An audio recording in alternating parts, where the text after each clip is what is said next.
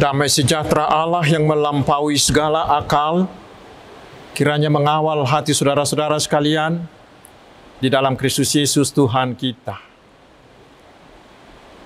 Amin. Selamat hari Minggu saudaraku, saya berharap semuanya kita dalam keadaan sehat dan tetap gembira. Dan karena angka penularan COVID-19 sekarang semakin melonjak, maka kita harus semakin ketat mengikuti protokol kesehatan. Dan hari ini saudaraku, Tuhan akan menyapa kita dengan firman-Nya yang tertulis di Injil Lukas pasal 6 ayat 27 hingga ayat yang ke-37. Saya bacakan untuk kita. Tetapi kepada kamu yang mendengarkan aku berkata, kasihilah musuhmu. Berbuatlah baik kepada orang yang membenci kamu. Mintalah berkat bagi orang yang mengutuk kamu. Berdoalah bagi orang yang mencaci kamu. Barang siapa menampar pipimu yang satu, berikanlah juga kepadanya pipimu yang lain. Dan barang siapa yang mengambil jubahmu, biarkan juga ia mengambil bajumu. Berilah kepada setiap orang yang meminta kepadamu, dan janganlah meminta kembali kepada orang yang mengambil kepunyaanmu. Dan sebagaimana kamu kehendaki supaya orang perbuat kepadamu, perbuatlah juga demikian kepada mereka. Dan jikalau kamu mengasihi orang yang mengasihi kamu, apakah jasamu? Karena orang-orang berdosa pun mengasihi juga orang-orang yang mengasihi mereka. Sebab jikalau kamu berbuat baik kepada orang yang berbuat baik kepada kamu, apakah jasamu? Orang-orang berdosa pun berbuat demikian. Dan jikalau kamu meminjamkan sesuatu kepada orang karena kamu berharap akan menerima sesuatu daripadanya, apakah jasamu? Orang-orang berdosa pun meminjamkan kepada orang-orang berdosa supaya mereka menerima kembali sama banyaknya. Tetapi kamu, kasihilah musuhmu dan berbuatlah baik kepada mereka dan pinjamkan dengan tidak mengharapkan balasan, maka upahmu akan besar dan kamu akan menjadi anak-anak Allah yang Maha Tinggi. Sebab ia baik terhadap orang-orang yang tidak tahu berterima kasih dan terhadap orang-orang jahat. Hendaklah kamu murah hati, sama seperti Bapamu adalah murah hati. Janganlah kamu menghakimi, maka kamu pun tidak akan dihakimi. Dan janganlah kamu menghukum, maka kamu pun tidak akan dihukum. Ampunilah, maka kamu akan diampuni. Demikian firman Tuhan. Saudaraku yang dikasihi Tuhan Yesus Kristus, mungkin kita semua pernah disusahi orang, pernah dihinakan, pernah dilecehkan oleh orang-orang lain. Dan sebagai orang-orang Kristen, kita sering mendapat perlakuan yang kurang baik, yang tidak baik dari oknum-oknum agama lain. Sekarang, sebagai seorang murid Tuhan Yesus, bagaimanakah sikap kita menghadapi sikap mereka tersebut? Mungkin firman Tuhan hari ini bisa menginspirasi kita.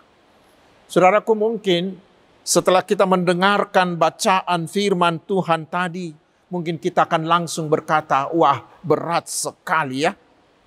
Mengasihi istri, mengasihi suami, mengasihi teman saja sudahlah sangat sulit. Tetapi ini bahkan dikatakan mengasihi musuh yang membenci kita. Bagaimana bisa ya? Memang saudaraku, itulah tuntutan dari Tuhan kita Yesus. Bila kita membaca di Matius 5 ayat 20, Yesus menginginkan agar kita semua pengikut-pengikutnya ini memiliki standar karakter yang lebih tinggi dari orang lain. Bahkan harus lebih ekstrim lagi karena dikatakan kita harus mengasihi, kita harus memberkati orang-orang yang memusuhi kita. Mengapa begitu? Mengapa standarnya harus begitu tinggi? yaitu supaya semua orang lain mau percaya bahwa Yesus Kristus Juru Selamat kita itu adalah jauh lebih baik. Bahkan dia adalah Juru Selamat yang paling sempurna dari Juru Selamat yang lain. Memang saudaraku pasti sulit melakukannya, bukan? Tetapi saya akan coba mulai dengan sebuah kisah yang pernah terjadi. Dikatakan bahwa ada seorang misionaris yang akan mengabarkan Injil di tengah-tengah sebuah suku di Afrika. Tetapi orang-orang di sana membunuh istri dan membunuh anaknya dan dibuang ke sungai sebagai santapan buaya. Dan si misionaris itu sendiri dikurung untuk menunggu saatnya dia dijadikan menjadi korban persembahan bagi dewa mereka. Syukurlah karena tiba-tiba terjadi kebakaran yang hebat sehingga semua orang-orang suku itu melarikan diri. Sehingga itu merupakan kesempatan bagi dia untuk meloloskan diri. Tetapi sewaktu dia mau meninggalkan tempat kurungan itu, tiba-tiba dia mendengarkan tangisan suara anak kecil yang sedang menangis di tengah-tengah rumah yang diamuk api. Dengan susah payah, si misionaris itu akhirnya dapat menyelamatkan anak tersebut. Dan setelah diperhatikan, ternyata anak itu adalah anak dari kepala suku yang membunuh istri dan anaknya. Sebenarnya itu merupakan kesempatan bagi si misionaris untuk membalas dendam dengan membunuh anak tersebut. Tetapi dia tidak berbuat demikian. Sebaliknya, dia berdoa kepada Tuhan mengatakan, "Ya Tuhan, apa yang dapat kukorbankan, sudah kukorbankan. Dan sekarang aku mau lagi mengorbankan diriku dengan membawa anak ini kepada si kepala suku itu. Saya mau sekali lagi mengabarkan Injil kepadanya apapun resikonya. Mohon Tuhan engkau membuka pintu penginjilan kepada orang-orang ini. Walaupun dengan itu aku harus mengorbankan nyawaku dan aku sudah sangat rela."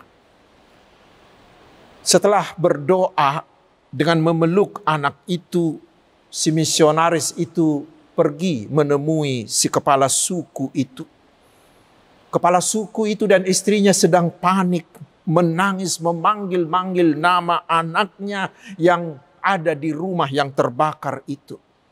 Tetapi tiba-tiba mereka melihat si misionaris yang dibencinya itu datang dan memeluk anak mereka itu. Dan dengan penuh kasih sayang, si misionaris itu menyerahkan anak tersebut kepada kedua orang tuanya itu. Kepala suku itu sungguh heran. Dan dia berpikir, aku mau membunuh dia. Tetapi mengapa dia mau menyelamatkan anakku? Ini berarti bahwa dia ini bukanlah musuhku, tetapi dia adalah sahabatku. Aku harus berbuat baik kepada dia. Sejak itulah saudaraku, kepala suku itu memberi kesempatan kepada si misionaris itu untuk mengabarkan Injil di tengah-tengah suku bangsanya itu.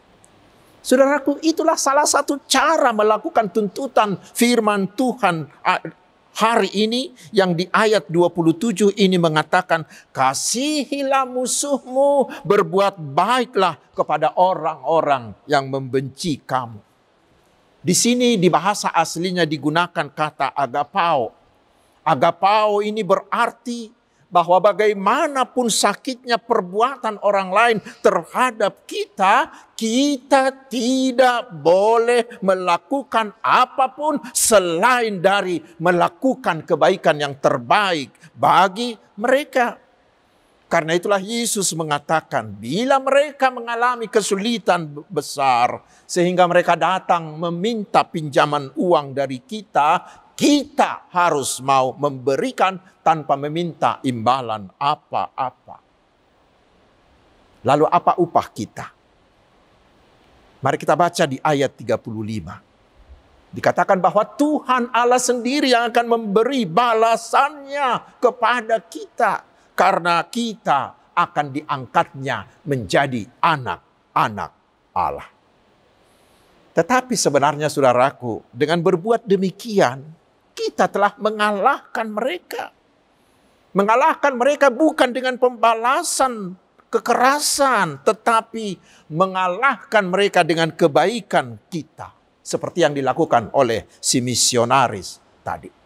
Mungkin kita mengetahui bahwa seorang presiden Amerika Serikat pernah mengangkat seorang musuh bebuyutannya menjadi menterinya. Semua teman-temannya, semua pengikut-pengikutnya protes kepada sang presiden. Tetapi sang presiden itu mengatakan, dengan membuat musuh menjadi kawan, ingat, kita telah mengalahkan seorang musuh kita. Dan Bapak Gereja Augustinus pernah mengatakan bahwa bila ada yang melakukan kejahatan kepada kita, ampunilah. Ampunilah. Bila tidak, bila kita membalas kejahatan mereka dengan kejahatan, maka akan ada dua orang jahat. Akan ada dua penjahat, yaitu mereka dan kita sendiri. Tidak ada bedanya kita dengan si penjahat itu. Itulah juga yang dilakukan oleh Yusuf terhadap saudara-saudaranya seperti yang kita baca di epistel tadi.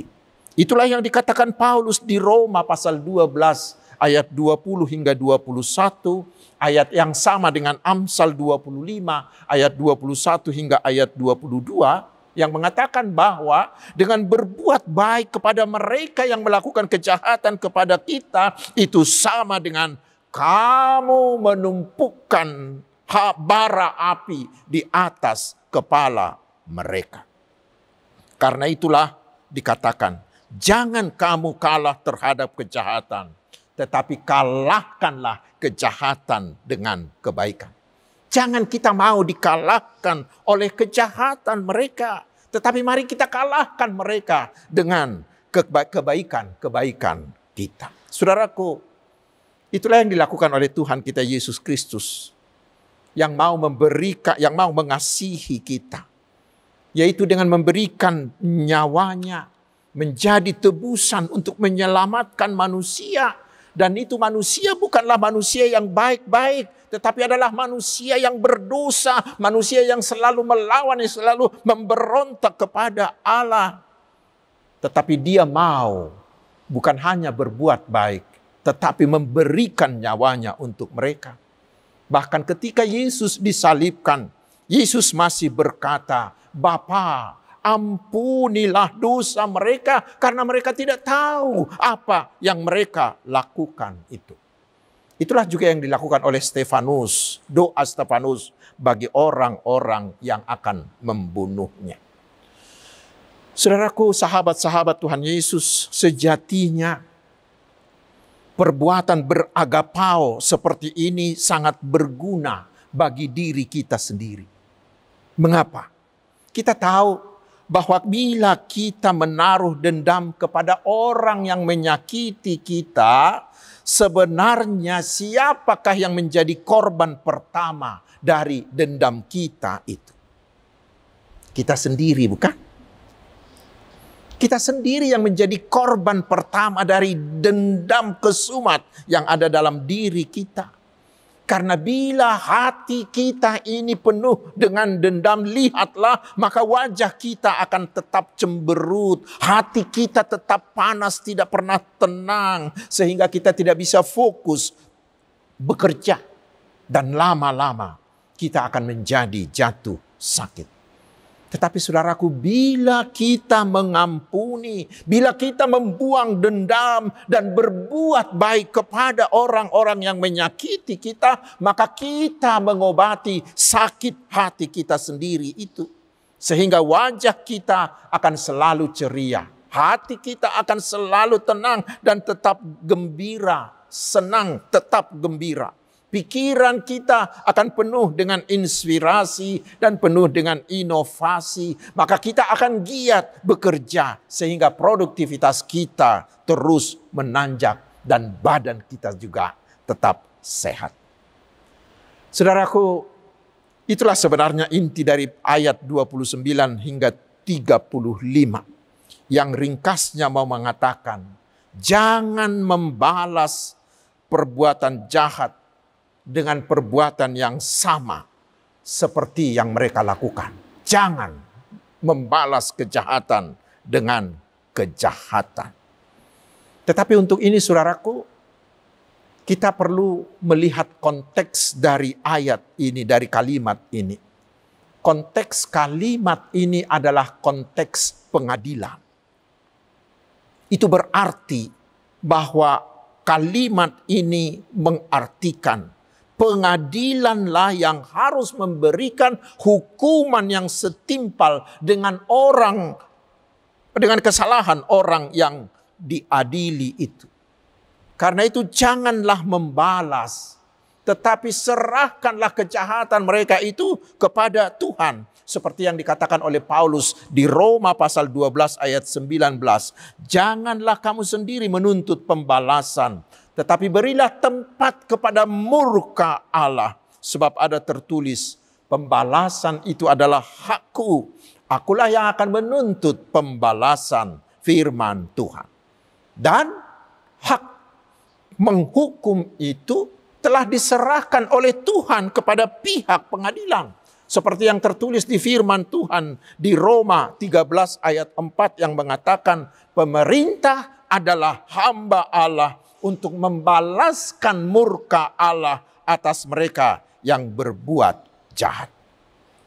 Saudaraku, memang bagi orang Yahudi, bila pipi kanan kita ini ditampar, itu adalah sebuah penghinaan yang sangat-sangat besar. Tetapi di sini Yesus mengatakan, walaupun itu mereka lakukan kepada kita, jangan ada pembalasan pribadi. Mengapa? Karena adalah kewajiban dari setiap orang percaya untuk menanggung dengan sabar semua tindakan yang menyakitkan yang ia terima. Seperti yang Tuhan lakukan sebelum dia disalibkan hingga dia mati. Tetapi itu bukan berarti bahwa kita membiarkan kejahatan dan tindakan semena-mena orang-orang jahat itu. Tidak.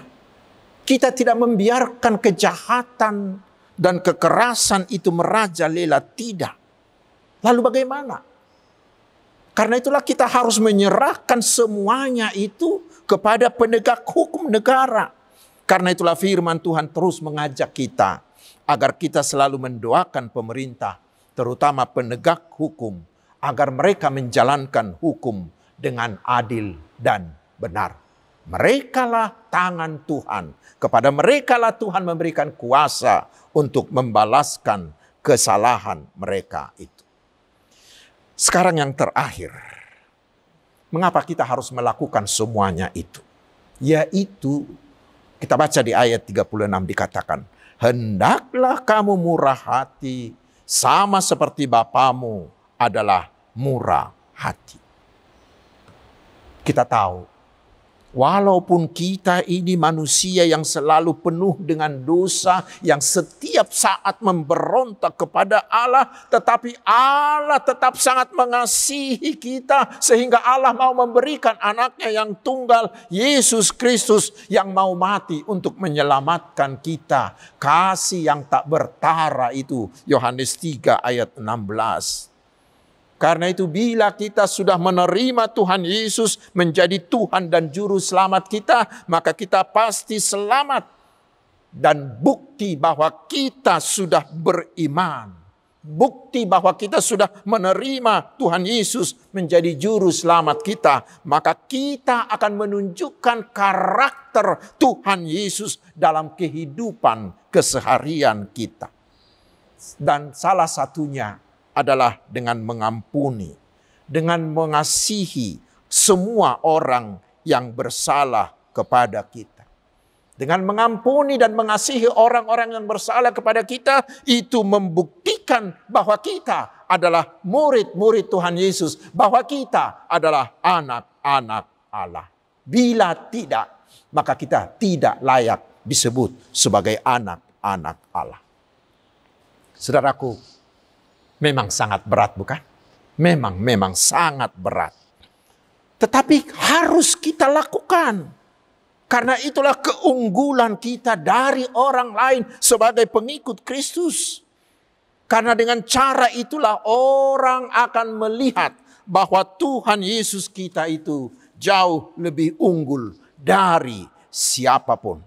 Dan itulah yang akan menjadi berita Injil yang akan menarik hati orang lain untuk percaya kepada Tuhan Yesus. Karena itu, kasihilah orang-orang yang memusuhimu, yang berbuat jahat kepadamu. Tuhan Yesus memberkati kita. Amin. Mari kita berdoa. Terima kasih Tuhan atas firman-Mu yang menyegarkan hidup rohani kami. Berikanlah kami Roh Kudus-Mu sehingga firman ini tidak berlalu begitu saja, tetapi bisa merasuki hati kami, sehingga kami mau mengampuni dan melakukan perbuatan baik bagi mereka yang membenci kami. Agar dengan demikian dunia melihat bahwa kami adalah anak-anak-Mu yang punya Tuhan Yesus yang adalah pengasih bagi semua orang. Sehingga orang lain juga mau percaya dan menerima Tuhan Yesus. Ya Tuhan Bapa di sorga, berkatilah seluruh umat-Mu yang mendengarkan khotbah ini. Baik di rumah tangga, di pekerjaan, di usaha, di bisnis, di studi dan di pelayanannya. Berkati mereka semua. Beri kami hikmat-Mu. Sehingga kami bisa menjadi berkat bagi orang lain. Berkatilah saudara-saudara kami yang berulang tahun kelahiran. Berilah mereka umur yang panjang dan hati yang bijaksana menggunakan hari-hari hidupnya. Berkati jugalah mereka yang berulang tahun pernikahan, agar pernikahan mereka semakin kokoh diikat oleh kasih-Mu. Berilah kelahiran anak bagi keluarga yang sudah lama menginginkannya. Berikanlah juga jodoh yang sepadan bagi mereka yang sudah merindukannya. Berilah pekerjaan bagi mereka yang mencarinya. Dan berilah juga kesuksesan bagi semua pekerjaan dan aktivitas umat-Mu. Ya Tuhan Allah Bapa kami yang bertahta di sorga, kami memohon belas kasih-Mu. Biarlah virus COVID ini segera berlalu dari antara kami. Dan berikanlah keberhasilan bagi seluruh usaha pemerintah kami dalam memulihkan ekonomi dan kesehatan bangsa ini. Kami juga memohon ya Tuhan, berkatilah semua hamba-hamba-Mu. Berilah mereka hikmat, berilah mereka juga kuasa-Mu, sehingga melalui mereka iman umat-Mu semakin dewasa dan semakin banyak orang yang percaya kepada Tuhan Yesus. Terpujilah Engkau Tuhan yang Maha Kuasa dan Maha Mulia. Hanya di dalam nama Tuhan Yesus Kristus, Juru Selamat dunia, kami berdoa dan mengucap syukur. Amin.